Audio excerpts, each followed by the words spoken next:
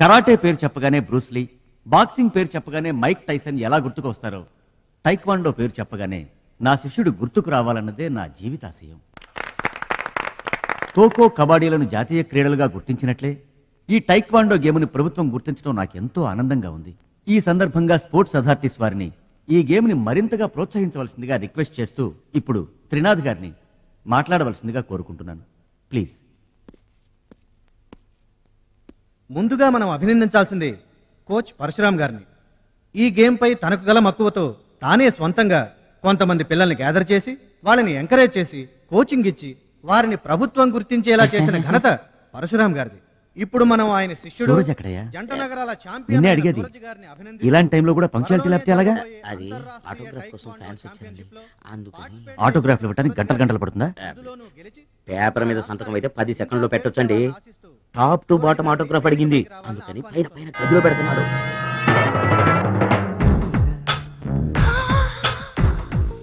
నా వాళ్ళంతా నీ సంతకాలతో నిండిపోవాలి సురేష్. సురేష్! గురువుగారు, అభినందన సభ కదా? ఓహో, మర్చిపోయాను. మీరు వెళ్ళండి, ఓ అరగంటలో వస్తాను.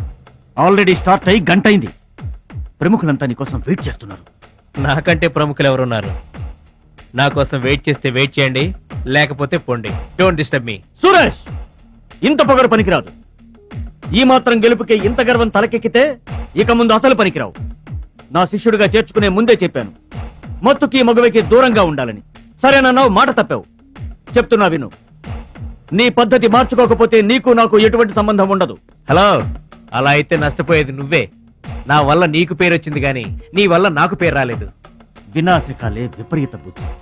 అన్నం పెట్టిన అమ్మను, విద్య నేర్పిన గురువును అవమానించిన వాడు బాగుపడటరా? నీ అలవాట్లే నిన్ను సర్వనాశనం చేస్తాయి.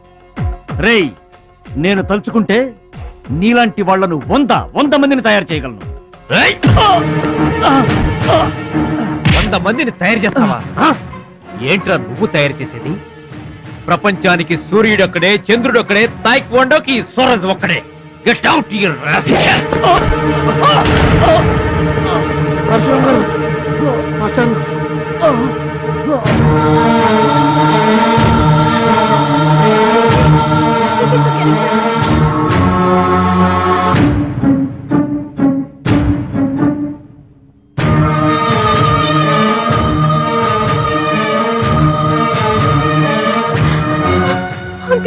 చూడమ్మా, నాన్నకి ఏమీ కాలేదు, చాలా లైట్ స్ట్రోక్. అది ఫస్ట్ టైం.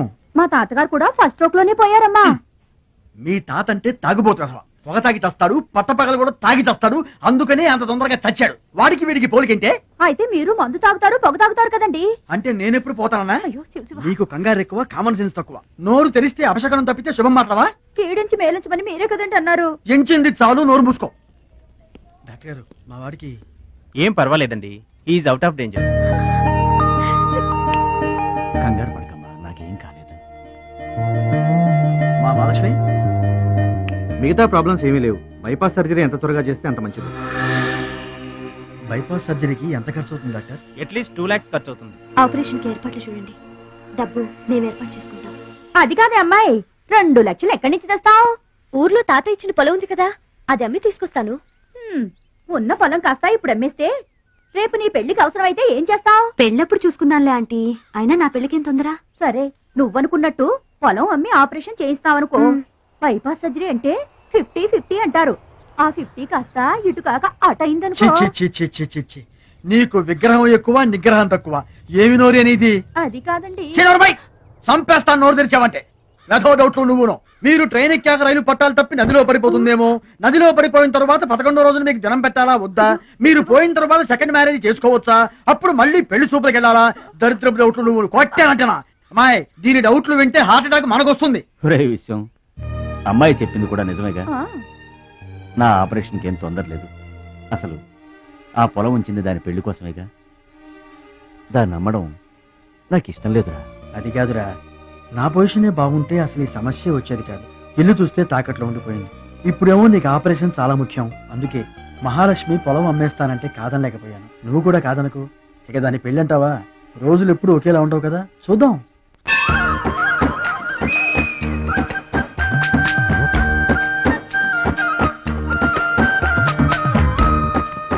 చిచ్చి పెరవాసన. ఎక్కండి బాబు ఎక్కండి, త్వరగా ఎక్కాలా? ఆపండి, వచ్చేస్తున్నా. ఈ బ్రేక్ ఇన్స్పెక్టర్ ఎవరు? Sorry, very sorry, extremely sorry. Hello, ఒక్కసారి ఇట్రా. నీకు ఫోకస్ ఎక్కువ, ఫీలింగ్ తక్కువలా ఉంది. గేదెకి ఎవరన్నా సారీ చెబుతారా? తప్పే ఉంది మాస్టారు. మీరు నా మీద పడ్డారనుకోండి, మీరు నాకు సారీ చెప్తారుగా. చెప్తే అలాగే దానికి కూడా నేను చెప్పాను. గేదెలు కూడా మనలాంటి ప్రాణులేగా. మనలాంటి కాదు, నీలాంటి.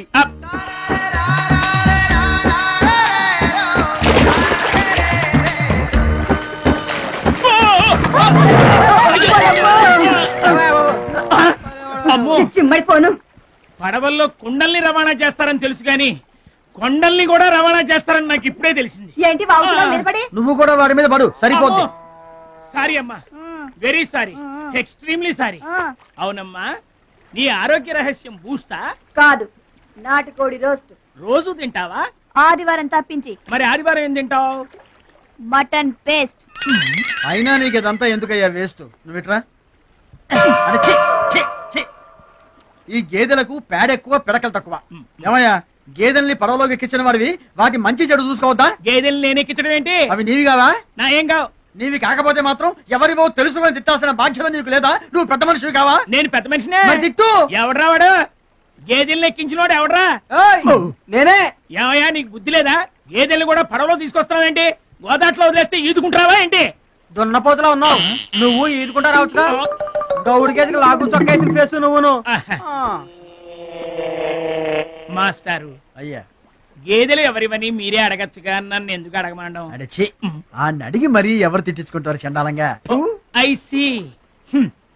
నా వ్యాపారం నేను చేసుకోక దురద కాకపోతే మీ వ్యవహారాల్లో నేను ఎందుకు వేలెట్టడం?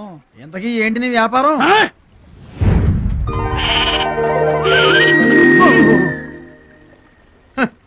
నీకు బిల్డప్ ఎక్కువ, బిల్డింగ్ తక్కువ.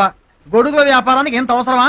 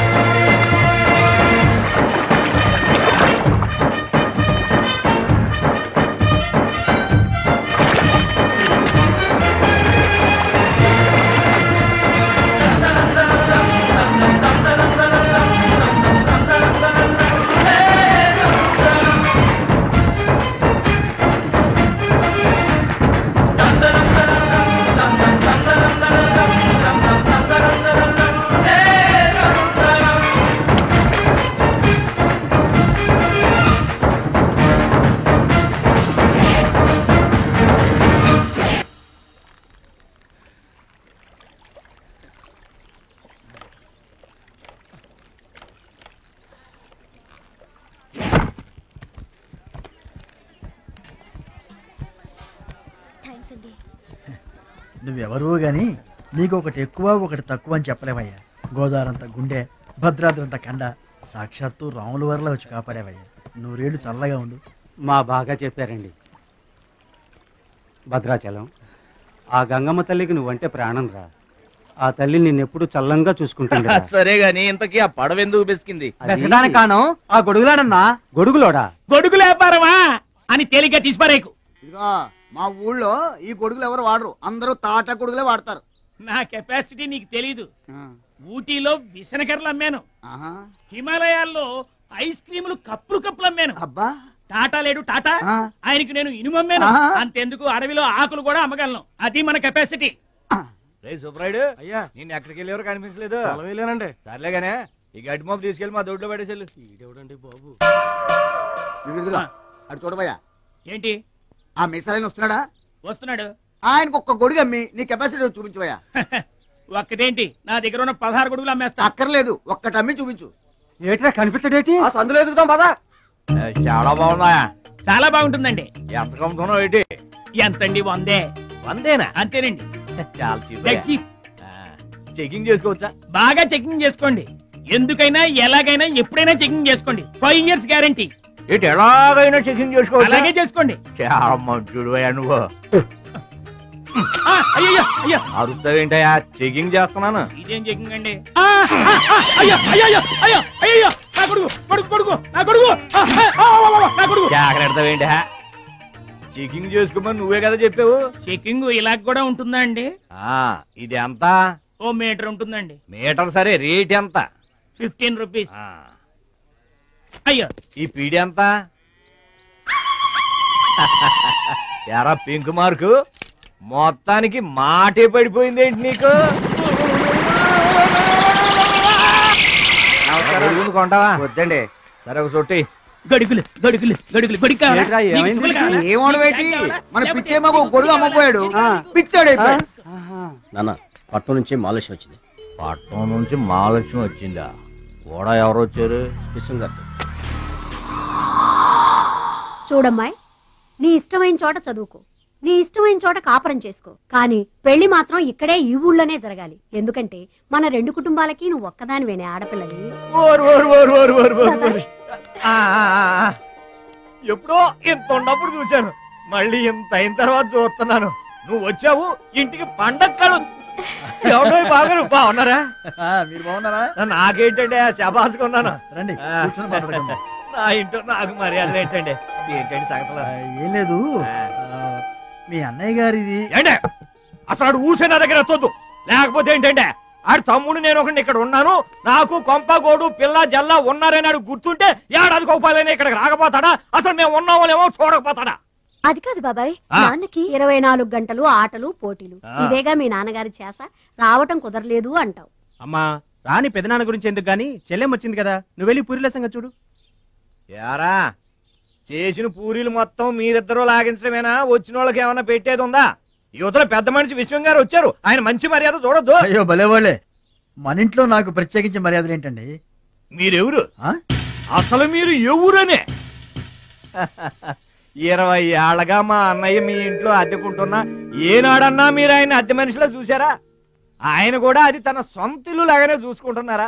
మీకు పిల్లలు లేకపోయినా మా లక్ష్మినే మీ సొంత బిడ్డలా చూసుకుంటున్నారా?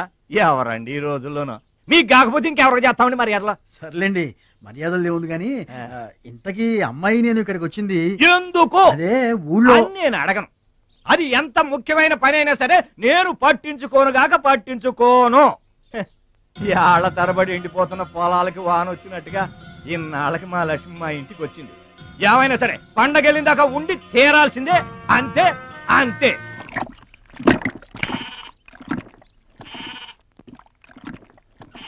మేక నమ్ముకురమ్మని పంపిస్తే మరిది గారు మళ్ళీ వెనక్కి తెచ్చారెందుకో?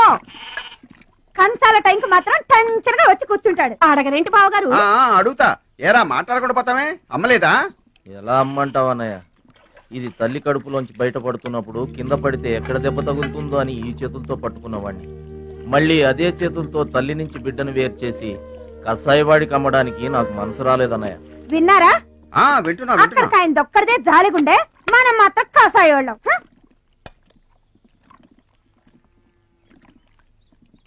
బాబాయ్ మొదటి ముద్ద నాకు.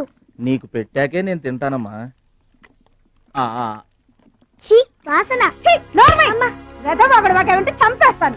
అయినా నీకు పెట్టింది తినకుండా అందరి కంచాల మీద ఎగబడతావే? ఎందుకు వదినా దాన్ని తిడతావు? అన్నం నిజంగానే వాసన వస్తుంది. ముప్పొద్దులో 3 గంగాళాల వేడన్నాలు వండి మార్చడానికి ఇక్కడ ఎవరు తిరిగ్గా లేరు. అయినా మిగిలిపోయిన అన్నం బయట పారేసుకుంటారా ఏంటి? ఎవరింట తింటలేదు? అలాంటప్పుడు అన్నం మాకు కూడా పెట్టచ్చుకోవద్దునా? అక్కడికేమో మీ తమ్ముడి మీద మీకు ప్రేమ ఉన్నట్టు, మాకేమో లేనట్ట. ఉన్నదేదో పెట్టాం, దిగితే ముద్దు మింగమనండి, లేకపోతే వెళ్ళి చేయి కడుక్కోమనండి. ఎందుకేమన్నా తాడిపోసుకుంటావు? నేను ఇద్దరం చేసే పని వాడు ఒకటే చేస్తాడు. మన నలుగురిని తినే తిండి ఒక్కడే తింటాడు. పొగరికిన పోతురానికి పాడెక్కువ, పాలిచ్చే గేదెలు ఎక్కువ అన్నట్లు తోల బిడ్డకేం తక్కువ లేదు. భద్రాచలం, ఒరే భద్రాచలం, అన్నం మీద అలిగేలోని ఏం పిలవక్కర్లేదు.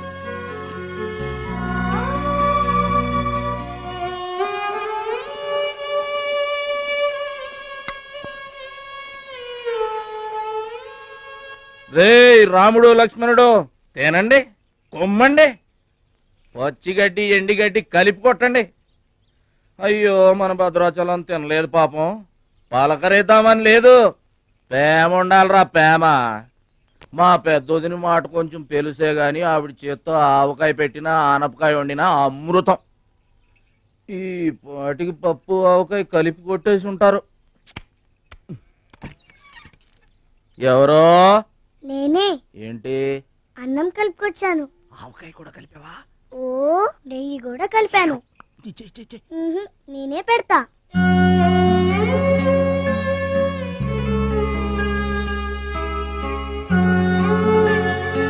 ఏంటి ఏడుస్తున్నావు? మా అమ్మ మాటలు గుర్తుకొచ్చాయా?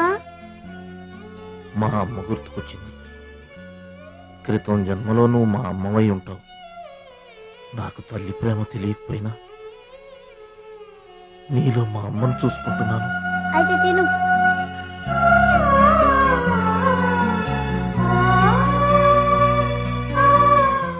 ఏంటి చెల్లయ్య చూస్తున్నావు? అతను వాడి గురించి ఒక్క మాట మాట్లాడినా వేస్టే.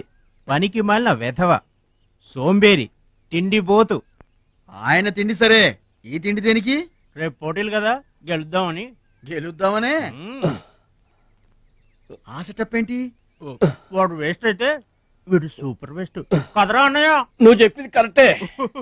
వాడు పోటీలకేనా? గెలుద్దామనే? వాడు గెలుద్దామనే. వీడికి మ్యాథ్ ఎక్కువ, మోత్ తక్కువ. వాడికి కండ ఎక్కువ, కార్యం తక్కువ. దొందు దొందు. మా రోజుల్లో అయితేరా ప్రతి సంవత్సరం ప్రతి సంవత్సరం అమ్మా. నువ్వా? పాతికిస్తావా? పాతికేంటి?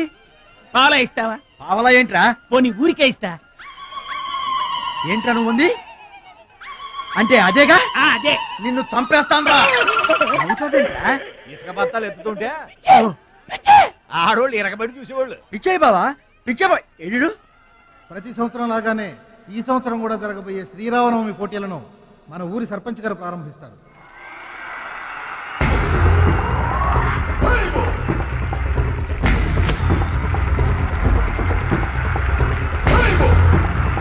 బాబాయ్, ఏంటి తోసుకుంటూ వస్తున్నా? మా బాబాయ్ గెలడం నేను చూడాలిగా. ఎవరు మీ బాబాయ్? అదిగో మిలమిలా మెరిసిపోతున్నాడే, అతనే మా బాబాయ్. ఆ బండపయ్య, అతను గెలవడు. అదిగో సన్నగా ఉన్నాడే మా అన్నయ్య, అతనే గెలుస్తాడు. గాజ్ బెంక్ లో ఉన్నాడు, వాడేం గెలుస్తాడు? మా బాబాయ్ గెలుస్తాడు. లేదు, మా అన్నయ్య గెలుస్తాడు. మా బాబాయ్ గెలుస్తాడు. మా అన్నయ్య గెలుస్తాడు. అలాగా? మీ అన్నయ్య గెలుస్తాడా? సరే. ఎక్కడికి? దేవుడికి దండం పెట్టుకోవాలని. ఏమని? ఈసారి మళ్ళీ మీరు పడవెక్కినప్పుడు దానికి చిల్లు పడి మీరందరు గోదావరిలో మునిపోవాలి. అమ్మో, ఇలా కూడా దండం పెట్టుకుంటారా? మీ బాబాయ్ గెలుస్తాడు కానీ అలాంటి దండాలు పెట్టుకోవద్దు నువ్వు. సరే, మా బాబాయ్ గెలవాలని దండం పెట్టుకో. సరే.